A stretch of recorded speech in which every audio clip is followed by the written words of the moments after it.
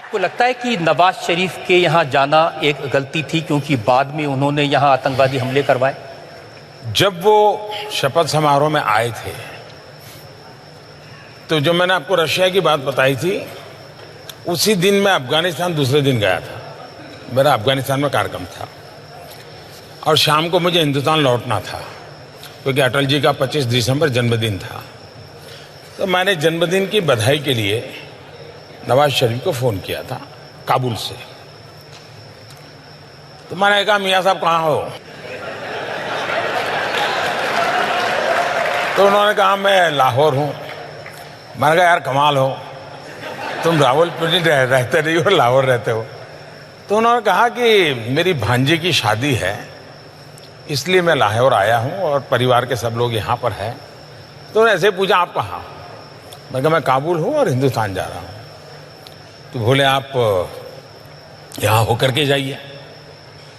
मैंने कहा, भाई अब अचानक तो कैसे बनाऊँगा? नहीं, बोले आप जाते हैं, बोले हम 10 मिनट के लिए मिल लेंगे, आप आइए।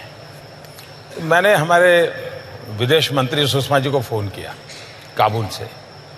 मैंने उनसे कहा कि भाई मैं तो धर्म संकट में फंसा हूँ।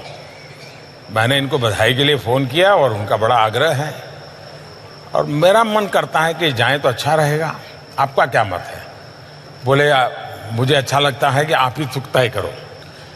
बाद में मैंने हमारे NSA को, SPG को, सबको बुलाया तो सब परेशान थे कि साहब हमारे पास न वीज़ा है, न सिक्योरिटी अरेंजमेंट है, न वहाँ कोई अता पता है, सीधे जाके लैंड कर। मैंने कहा, चलो यार देखा जाएगा।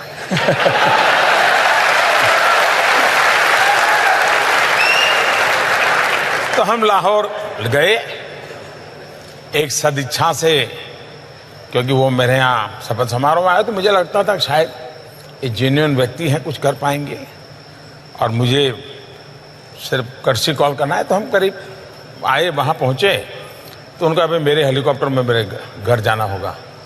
नॉर्मली एक देश का मुखिया दूसरे देश में किसी दूसरे के जहाज में नहीं बैठता है, सोचता है 50 बार।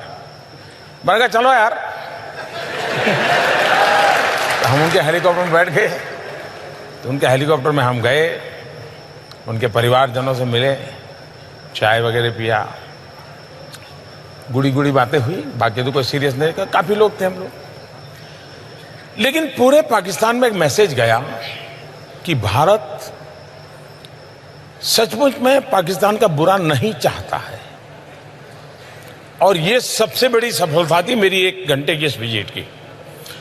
कॉमन मैन, पाकिस्तान के कॉमन मैन के दिल में जो झूठ फैलाया गया था, उसको मैसेज चला गया कि हिंदुस्तान पाकिस्तान की आवाम का भला चाहता है।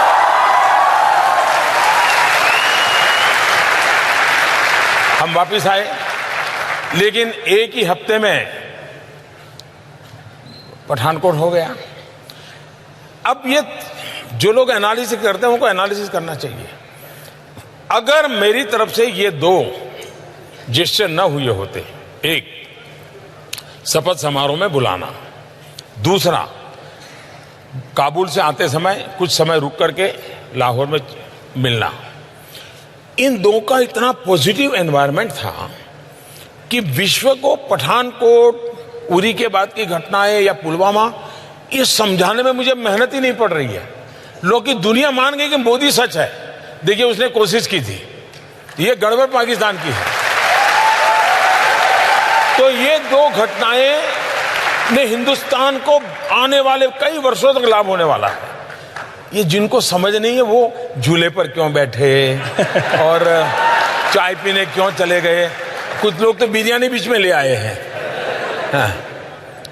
तो ये लोगों को कुछ समझ ही नहीं है जी। या तो उनके दिमाग में राजनीति इतनी भर गई है कि राष्ट्रनीति भूल जाते हो। राष्ट्रनीति सर्वोपरि होती है, राजनीति तो बात की बात होती है। लेकिन देश का दुर्भाग्य है कि अब, और मेरे नसीब में ऐसा विपक्ष मिला है, मैं क्या करूं।